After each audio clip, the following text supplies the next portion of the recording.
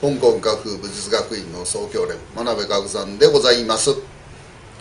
本日は、少年党の解説動画その12ということでございます。12でございますね。ということでございまして、第2節の、前回の動画でファークサオと言いましたが、その前にランサオがありました。その12ランサオについてお話ししてみたいと思います。よろしくどうぞお願い申し上げます。さて、ランサオでございますが、型の中ではセオンランサオこんな感じ、ダブルでね、腕を横にして遮るというような感じの動作になります。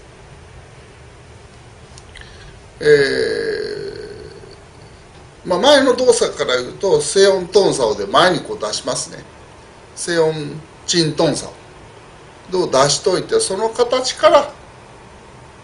この形、縦から横に動きを変えます。非常に詠春拳としては珍しい形ですが、基本も縦ですので、詠春拳は縦でございますのでね、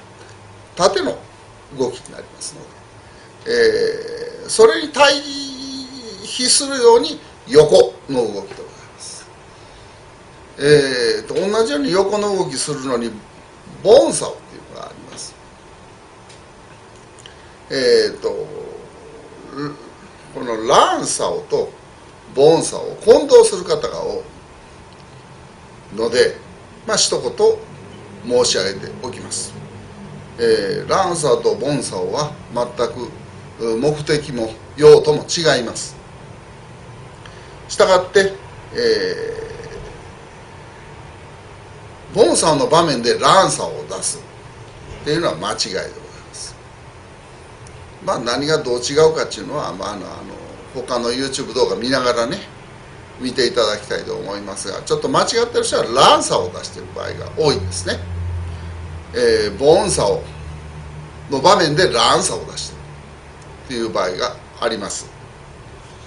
そうまず言って、間違いのないように、ランサオというのは、基本的に90度横に腕を出すものでございますが、来た攻撃を受けるっていう場合もあるでしょうが、基本そういうことではありません。相手が密着するような技にやってきた場合、打つスペースがなくなってしまうっていう打撃としては非常に困った状態になるわけですけども、この時にランサーを出すことによってスペースを作る。我々は1インチあれば打てるので、1インチ、これ2インチですね。2インチぐらいスペースを空ければ十分打てる。密着している状態から2インチ空ける。これがランサーの役目でございます。空手の上受けみたいなこんなことはしません。それと、首相撲みたいに首を持ってする人いますが、それを、首相撲持ってるやつを上から引っ掛けてグッと前に出すことによって、離します。そういうふうに使う場合もあります。それも何もこの間スペースを作ることによって、その首相撲であるとで奥襟持ってグッと引き寄せるような技をする人に対してグッとスペースを空ける、打つスペースを作る、そういう目的にする技でございます。で、基本的には動きは前の方にずっと出すのではなく、腕を固定する。ですから前にも後ろにも前後ともにいかない感じ、固定する感じでございます。イメージとしては固定しているっていう感じですね。前に出してるっていうものではありません。上下も含めて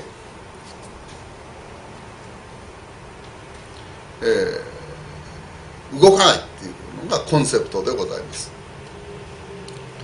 そこら辺ボンサオとは全然違います。ボンサオはまたボンサオの方でしっかりと解説させていただきますので、今回はランサオでございます。で、実際使う場面でセオンランサオっていうのはこれやることはありませんので、片方でグッ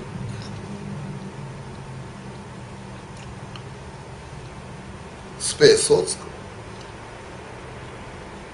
でイメージとしては前にも後ろにも上にも下にも動かない固定された状態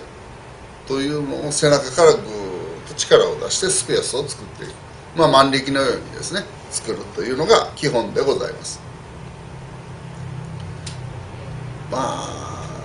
同門であまりランサーを使うという場面はあんまり出てこないと思いますやろうけど、他派ともし戦ったというような場面で、ちょっとピンチに陥った場合はそういう感じで、していただければいいんじゃないかなっていうような感じが現実のところですね。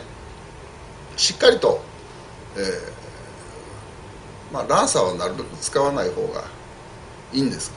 が、危なくなった時に使わなければならない技術というような感じで、理解しておいていただければ結構かと。同門で戦う時に使うのはあまり、現時点少年党のレベルではないと思います。第二節の技全体で、少年党のレベルで、使用する技はあまりありません。ですから今入門したての皆さんがもし入門したてで、英春拳を極めたいななんて思ってる方がいらっしゃったら、その時点で、第二節で使えるような技はあんまりありません。あんまり必要があるのかないのかわからないような技でございます。そんな感じでございます。じゃあ次回は、さっき11で言ったようにファークサオでございます。ファークサオもその少年党のレベルでいるのかどうなのかわからないような技ですが、しっかりと解説したいと思います。次回をお楽しみにお待ちくださいませ。